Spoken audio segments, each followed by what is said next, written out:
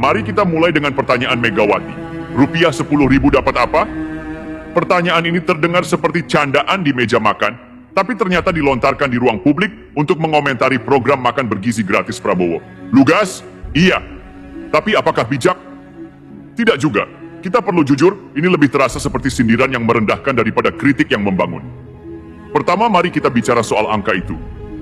Di banyak tempat di Indonesia, 10.000 rupiah memang pas-pasan. Di kota besar, mungkin cuma dapat nasi bungkus dengan tempe atau malah sekadar gorengan.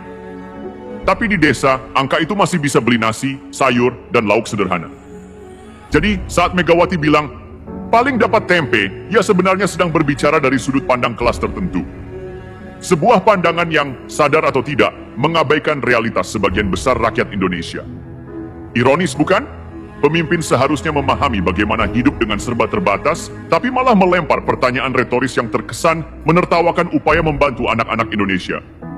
Tempe itu simbol rakyat kecil. Murah, bergizi, dan sering jadi penyelamat di meja makan orang susah. Jadi, ketika tempe dipakai sebagai ejekan, kita perlu bertanya, apakah ini kritik terhadap angka 10.000 rupiah atau penghinaan terselubung terhadap hidup sederhana? Tempe itu ikon ketahanan pangan, Bu. Anda bilang 10.000 rupiah cuma dapat tempe, tapi apakah itu masalahnya? Yang jadi pertanyaan besar, apakah Anda pernah mencoba membuat tempe itu lebih terjangkau bagi rakyat? Prabowo mungkin tidak sempurna. Ia punya rekam jejak kontroversial, pendukung dan pembencinya sama banyaknya. Tapi, kalau bicara kecerdasan, mari jujur. Seorang jenderal yang pernah hampir menang pemilu 3 kali, kini malah jadi presiden. Jelas bukan orang bodoh. Program makan bergizi 10.000 rupiah itu, apakah sempurna? Tentu tidak. Tapi, setidaknya itu langkah konkret, lebih baik daripada sekadar komentar sinis tanpa solusi. Mungkin 10.000 rupiah memang terlihat kecil. Tapi daripada mempertanyakan apakah itu cukup, kenapa tidak bicara soal bagaimana melengkapinya? Misalnya, subsidi bahan pokok, kerjasama dengan petani lokal, atau kebijakan lain yang membuat harga makanan lebih terjangkau. Kritikan itu penting, tapi kritik yang membangun lebih dibutuhkan. Megawati sering disebut apa adanya, tapi apa adanya tidak selalu berarti benar. Kritik semacam ini justru memperlihatkan jarak antara pemimpin dan rakyat. Bayangkan seorang anak di desa yang hanya makan nasi dengan garam mendengar bahwa 10.000 rupiah dianggap remeh. Bayangkan orang tua yang mengandalkan tempe untuk memberi gizi anak-anaknya. Sindiran ini tidak hanya terasa meremehkan Prabowo, tapi juga rakyat kecil yang hidup dari 1.000-2.000 rupiah setiap harinya. Jawaban ini lebih dari sekadar angka. Ini tentang seberapa jauh para pemimpin kita benar-benar memahami hidup rakyatnya. Yang jadi masalah bukan apakah 10.000 rupiah cukup, tapi bagaimana caranya membuat itu cukup. Kalau Anda seorang pemimpin, pilihannya hanya 2, bantu membuat program itu berhasil, atau diam jika tak punya solusi. Tapi merendahkan, itu bukan kritik, itu hanya ego yang berkicau. Dan mari kita tarik benang merah dari semua ini, ego dalam politik. Kritik yang sehat adalah fondasi demokrasi, tetapi kritik yang lahir dari ego seringkali hanya menyemai polarisasi. Ketika Megawati memilih untuk menyoroti angka 10.000 rupiah dengan cara yang sinis, itu bukan hanya soal menyindir Prabowo. Itu soal menciptakan persepsi bahwa program ini lemah, tak realistis, bahkan bodoh. Tetapi di balik sindiran itu, kita harus bertanya, apakah kritik ini benar-benar tentang kesejahteraan rakyat atau hanya tentang politik balas pantun? Lihat, kritik Megawati mungkin terasa berbobot karena ia memiliki pengalaman panjang sebagai pemimpin. Tetapi apa gunanya pengalaman jika hanya digunakan untuk menjatuhkan? Di balik sindiran ini ada pertanyaan yang lebih besar. Apakah ini kontribusi atau hanya pengalihan? Karena, jujur saja, kritik tanpa solusi seringkali hanyalah bagian dari permainan politik. Menyerang demi terlihat lebih unggul, bukan demi rakyat. Dan yang lebih ironis lagi, siapa yang paling dirugikan oleh narasi ini? Bukan Prabowo. Ia sudah berada di puncak, punya kesempatan untuk membuktikan apakah programnya berhasil. Yang rugi adalah rakyat kecil yang semakin terpecah oleh wacana yang tidak produktif. Anak-anak sekolah yang seharusnya menjadi penerima manfaat dari program ini malah terjebak di tengah pertarungan retorika politik. Sekarang mari kita pikirkan soal tempe, sebuah bahan makanan sederhana yang tiba-tiba menjadi simbol ejekan. Padahal tempe adalah sumber protein yang sering diandalkan oleh keluarga-keluarga miskin. Mungkin Megawati tak sadar, Tapi komentarnya justru mencerminkan betapa jauhnya ia dari realitas rakyat kecil. Yang memakan tempe bukan karena pilihan, tetapi karena tidak ada opsi lain. Jadi, ketika tempe dijadikan punchline, itu seperti menertawakan hidup jutaan orang yang sudah berjuang keras hanya untuk bertahan. Tapi, ya, inilah panggung politik kita. Sindiran yang tajam lebih sering dipakai daripada ide-ide konkret yang bisa menyelesaikan masalah. Padahal, rakyat tidak butuh debat angka atau sindiran kosong. Rakyat butuh makan, butuh anak-anaknya tumbuh sehat, butuh solusi nyata. Kalau program Rp10.000 ini memang cacat, tunjukkan bagaimana memperbaikinya. Kalau Anda merasa anggaran itu terlalu kecil, ajukan kebijakan untuk menaikkannya. Karena pada akhirnya, politik bukan tentang siapa yang lebih pintar berdebat, tetapi siapa yang benar-benar bekerja. Dan mari kita perjelas, program seperti ini mungkin kecil, mungkin sederhana, tapi dampaknya bisa besar jika dijalankan dengan benar. Anak-anak yang mendapatkan makanan bergizi akan tumbuh lebih sehat, lebih kuat, dan lebih siap untuk masa depan. Jadi, Bu Mega, kalau memang setuju seperti yang Anda katakan, mengapa tidak berikan dukungan? Gunakan pengalaman Anda sebagai mantan presiden untuk mengusulkan cara membuat program ini lebih efektif. Bukankah itu lebih baik daripada sekadar bertanya, rupiah 10.000 dapat apa? Dan untuk kita semua, pertanyaan itu tidak hanya untuk Prabowo atau Megawati, itu juga untuk kita. Kalau Rp10.000 masih dianggap kecil, bagaimana kita bisa berkontribusi untuk menjadikannya cukup? Karena politik hanya satu bagian. Sisanya adalah kerja bersama. Kritik itu penting, tetapi kontribusi jauh lebih berarti. Tapi tentu saja, kita semua tahu bahwa kontribusi seringkali tenggelam di tengah drama politik. Sebab di panggung ini yang dihargai bukan solusi, melainkan siapa yang paling nyaring berbicara. Dalam konteks ini, komentar Megawati hanyalah cerminan dari sistem politik kita yang lebih suka fokus pada kelemahan orang lain daripada bekerja sama memperbaiki keadaan. Namun, di balik semua itu, mari kita bicara tentang akar masalahnya. Kemiskinan dan ketimpangan. Mengapa program seperti makan bergizi Rp10.000 ini muncul? Karena ada kebutuhan nyata di lapangan. Ada anak-anak yang datang ke sekolah dengan perut kosong. Ada keluarga yang terpaksa memilih antara membeli beras atau membayar listrik. Bagi mereka, angka Rp10.000 bukan soal politik. Itu soal bertahan hidup. Sayangnya, para elit sering lupa bahwa angka kecil ini punya makna besar bagi rakyat kecil. Kritik Megawati yang menyebut, paling dapat tempe mungkin terdengar biasa saja bagi mereka yang mampu. Tetapi bagi orang miskin, itu adalah realitas harian yang pahit. Tempe, tahu, nasi, dan kadang-kadang sekadar garam adalah makanan yang mereka nikmati bukan karena pilihan, tetapi karena keterbatasan. Komentar ini, sadar atau tidak, mencerminkan jarak yang semakin besar antara para pemimpin dan rakyatnya. Di satu sisi kita punya elit politik yang mendebatkan angka dengan nada meremehkan. Di sisi lain ada rakyat kecil yang berharap angka itu bisa menjadi harapan baru. Bukankah ini ironis? Orang-orang yang seharusnya bekerja untuk rakyat malah sibuk menjadikan rakyat sebagai bahan debat. Dan akhirnya kita kembali ke pertanyaan awal. Di tempatmu, Rp10.000 bisa dapat apa? Pertanyaan ini seharusnya memancing refleksi, bukan sekadar ejekan. Jika Rp10.000 memang sulit untuk mencukupi kebutuhan makan bergizi, lalu apa yang bisa kita lakukan untuk membuatnya cukup? Apakah dengan menurunkan harga bahan pokok, menambah subsidi pangan, atau mungkin melibatkan komunitas lokal dalam menyediakan makanan bagi anak-anak sekolah? Karena pada akhirnya, anak-anak Indonesia yang menjadi target program ini tidak peduli siapa yang benar dalam debat politik. Mereka hanya ingin makan agar tidak kelaparan di kelas. Mereka hanya ingin tumbuh sehat agar bisa belajar dengan baik. Jadi, jika program ini memang punya kekurangan, mari perbaiki. Jika Anda seorang pemimpin, jangan hanya melempar sindiran, berikan solusi. Dan untuk kita semua sebagai rakyat, kita punya tugas besar. Terus mengingatkan para pemimpin kita bahwa panggung politik bukanlah arena untuk adu ego, melainkan tempat untuk bekerja demi kepentingan bersama. Jadi, lain kali kita mendengar pertanyaan seperti, rupiah 10.000 dapat apa? Jangan hanya diam. Balas dengan pertanyaan lain. Kalau Anda di posisi kami, apa yang akan Anda lakukan dengan Rp10.000 itu? Karena pada akhirnya, ukuran seorang pemimpin bukanlah seberapa tajam kritiknya, tetapi seberapa besar kontribusinya.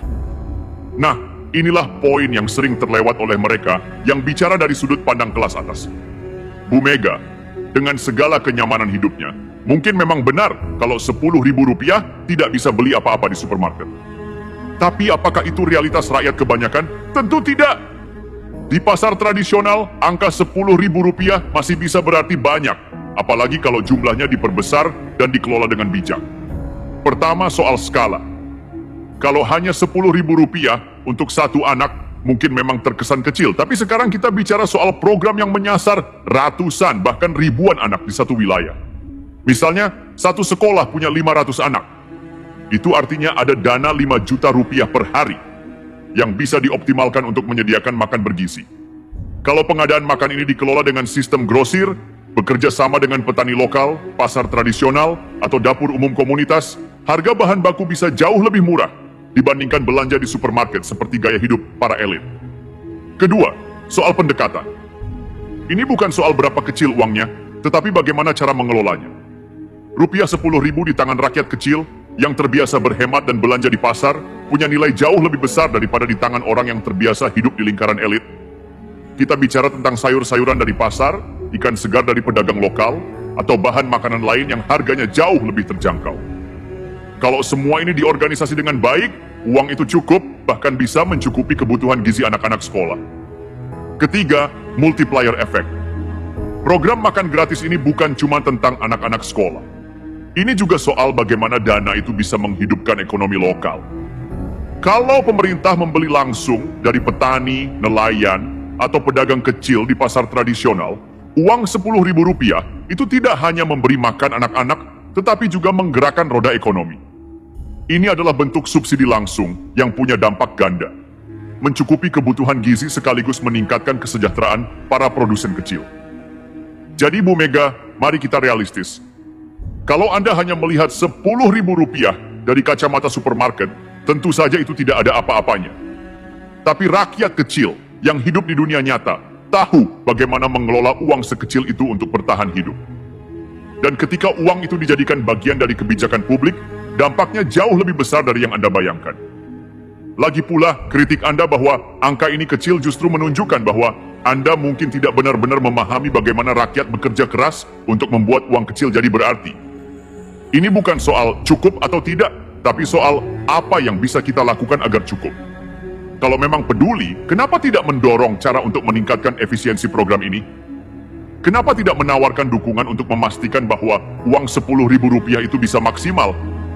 Karena, ya Bu, rakyat tidak punya kemewahan untuk sekadar mengeluh bahwa uang kecil tidak cukup. Mereka mencari cara agar cukup. Kalau rakyat bisa, kenapa pemimpin tidak? Rakyat kecil tidak punya waktu untuk mengeluh soal angka. Mereka terbiasa memutar otak, memaksimalkan apa yang ada di tangan. Rupiah 10.000 mungkin kecil di mata Bu Mega, tapi bagi ibu-ibu di pasar tradisional, angka itu cukup untuk membeli segenggam cabai, seikat kangkung, dan sepotong tahu.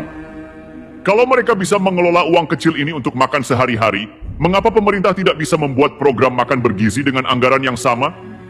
Yang menarik, kritik seperti ini sebenarnya mengungkap lebih banyak tentang elit politik daripada rakyat. Ketika Bu Mega berkata, rupiah 10.000 dapat apa?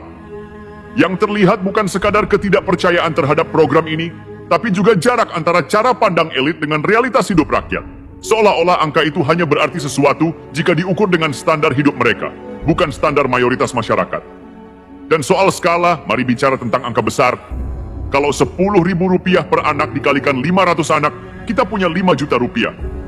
Ini uang yang besar jika dikelola dengan baik, apalagi di tangan komunitas lokal yang terbiasa berhemat. Belanja langsung ke pasar tradisional, pesan bahan pangan segar dari petani lokal, atau bahkan melibatkan dapur komunitas bisa menekan biaya hingga jauh lebih rendah dibandingkan harga retail. Skema ini bukan hanya efisien, tapi juga memberdayakan. Mungkin ini bukan hanya soal angka, mungkin ini soal siapa yang menjalankan program tersebut. Kalau program ini lahir dari tokoh atau kelompok lain, kritik datang bukan untuk memperbaiki, tapi untuk melemahkan. Lagi-lagi kita dihadapkan pada ego politik. Ego yang membuat ide bagus dari pihak lain dianggap remeh, bukan karena tidak mungkin dilakukan, tapi karena keberhasilannya berpotensi merugikan posisi lawan. Namun, rakyat tidak peduli siapa yang menciptakan program ini. Bagi mereka, yang penting adalah hasil. Kalau anak-anak mereka bisa makan lebih baik di sekolah, itu sudah cukup. Mereka tidak butuh debat soal cukup atau tidak dari para politisi. Yang mereka butuhkan adalah solusi konkret, implementasi nyata, dan komitmen untuk membuat uang itu bekerja. Ironisnya, elit sering lupa bahwa rakyat melihat dan mencatat. Mereka tahu siapa yang bekerja, siapa yang hanya bicara. Ketika sindiran seperti ini dilontarkan tanpa solusi, rakyat tidak bodoh. Mereka tahu bahwa ini hanya permainan politik, bukan upaya tulus untuk membantu. Daripada bertanya, rupiah 10.000 dapat apa? Lebih baik kita bertanya, bagaimana caranya agar rupiah 10.000 bisa cukup? Karena rakyat sudah membuktikan dari hari ke hari bahwa mereka bisa bertahan dengan uang kecil. Sekarang giliran para pemimpin membuktikan bahwa mereka juga mampu membuat uang kecil itu bekerja untuk kepentingan banyak orang. Kalau rakyat bisa kreatif, mengapa elit hanya bisa sinis? Bu Mega, mungkin Anda lupa bahwa uang 10.000 rupiah ini bukan hanya tentang makan siang anak-anak sekolah. Ini soal ekonomi rakyat, soal bagaimana angka kecil ini bisa menghidupkan banyak UMKM di daerah. Jangan salah, program seperti ini bukan cuma soal memberi makan, tapi juga membangun rantai ekonomi yang mengakar di masyarakat kecil. Setiap hari, ada ribuan sekolah dengan ratusan anak-anak yang menerima makan bergizi dari dana 10.000 rupiah per anak. Kalau setiap sekolah punya 500 anak, itu berarti 5 juta rupiah per hari hanya untuk satu sekolah. Sekarang kalikan itu dengan jumlah sekolah di satu kabupaten, satu provinsi, atau bahkan seluruh Indonesia. Ini bukan sekadar angka, ini peluang ekonomi. Dana ini bisa dialokasikan untuk belanja bahan pangan langsung dari petani, pedagang di pasar tradisional, atau usaha kecil seperti warung makan dan catering lokal. Hasilnya, UMKM daerah yang biasanya kesulitan menjual produknya akan mendapatkan pasar yang stabil dan konsisten. Mereka tidak hanya bertahan tetapi juga berkembang. Dan mari kita jujur, UMKM adalah tulang punggung ekonomi Indonesia. Sebelum kita bicara tentang unicorn, startup digital, atau investasi asing, ekonomi rakyat ini adalah fondasi yang menopang negara. Dengan dana 10.000 rupiah per anak, kita tidak hanya memberi makan, tetapi juga menciptakan aliran uang yang berputar langsung di tangan rakyat kecil. Petani lokal yang menyuplai sayur, buah, atau beras akan punya pendapatan lebih stabil. Nelayan kecil yang menjual ikan segar ke dapur umum atau catering sekolah akan punya pasar tetap. Pedagang kecil di pasar tradisional akan diuntungkan dengan volume pembelian yang meningkat. Program ini bisa menjadi katalisator ekonomi daerah, terutama di wilayah-wilayah dengan tingkat kemiskinan tinggi. Angka 10.000 rupiah mungkin kecil di mata elit, tetapi di daerah itu cukup untuk memulai perubahan. Jadi ketika Anda bertanya, rupiah 10.000 dapat apa? Jawabannya bukan hanya soal makan bergizi. Jawabannya adalah 10.000 rupiah bisa menggerakkan roda ekonomi lokal, meningkatkan daya beli UMKM, dan memperbaiki rantai pasok di daerah-daerah. Tetapi semua itu hanya mungkin jika program ini dijalankan dengan semangat kolaborasi, bukan dengan sindiran. Daripada meremehkan angka ini, bukankah lebih baik membantu mencari solusi agar dana ini benar-benar bisa maksimal? Bukankah lebih bijak jika seorang pemimpin besar seperti Anda mendorong kebijakan yang memperkuat UMKM melalui program ini? Jangan sampai Orb 10.000 ini menjadi bahan ejekan, padahal potensinya sangat besar. Ini bukan soal angkanya, tetapi bagaimana kita mengelolanya. Jika pemerintah pusat, daerah, dan masyarakat lokal bekerja sama, 10.000 rupiah ini bisa menjadi awal dari perubahan besar, bukan hanya untuk anak-anak, tetapi untuk ekonomi rakyat Indonesia. Jadi, Bu Mega, kritik Anda mungkin tajam, tetapi jangan lupa, rakyat kecil selalu menemukan cara untuk memaksimalkan yang sedikit. Dan kalau rakyat bisa, apa alasan para pemimpin untuk tidak bisa? Dan disinilah ironi itu terasa nyata. Sindiran tentang 10.000 rupiah dapat apa datang dari seseorang yang seharusnya paham betul bagaimana ekonomi rakyat bekerja. Megawati bukan hanya seorang mantan presiden, tapi juga anak dari proklamator yang memahami pentingnya ekonomi kerakyatan. Tapi kini, komentar seperti itu malah mencerminkan betapa jauhnya cara berpikir para elit dari realitas rakyat kecil. Padahal 10.000 rupiah ini, kalau dikelola dengan cerdas, bisa menjadi alat untuk memperbaiki ketimpangan struktural yang selama ini sulit diatasi. UMKM di daerah yang selama ini hidup seadanya akhirnya punya akses ke pasar yang pasti dan stabil. Petani kecil yang selama ini tertekan oleh tengkulak punya alasan untuk terus bertani karena ada permintaan tetap. Bahkan, ini bisa membuka peluang kerja baru di bidang logistik, distribusi makanan, hingga manajemen dapur umum. Lebih dari sekadar makan bergizi untuk anak sekolah, program ini bisa menjadi fondasi ekonomi yang lebih berkeadilan. Misalnya, dengan membeli langsung dari mereka, kita tidak hanya memotong rantai distribusi yang panjang, tetapi juga memastikan harga yang mereka terima layak. Petani tidak lagi bergantung pada tengkulak yang seringkali menekan harga hingga tak masuk akal. Pasar tradisional yang sering kalah bersaing dengan supermarket besar akan kembali hidup. Pedagang kecil punya pembeli tetap dan perputaran uang di daerah menjadi lebih cepat. Ketika uang Rp10.000 ini digunakan secara lokal, uang itu akan terus berputar di daerah yang sama. Ini menciptakan siklus ekonomi yang sehat, di mana semua pihak mendapatkan manfaat. Banyak UMKM di bidang makanan dikelola oleh perempuan, terutama ibu rumah tangga. Dengan adanya permintaan stabil dari program ini, mereka punya peluang untuk menambah penghasilan tanpa harus meninggalkan rumah atau anak-anak mereka. Sebenarnya kritik Anda bisa menjadi konstruktif kalau diarahkan dengan tepat. Daripada bertanya dengan nada sinis, "Rupiah 10.000 dapat apa?" Kenapa tidak menawarkan ide agar program ini lebih efektif? Misalnya, usulkan agar dana ini dikelola melalui koperasi lokal.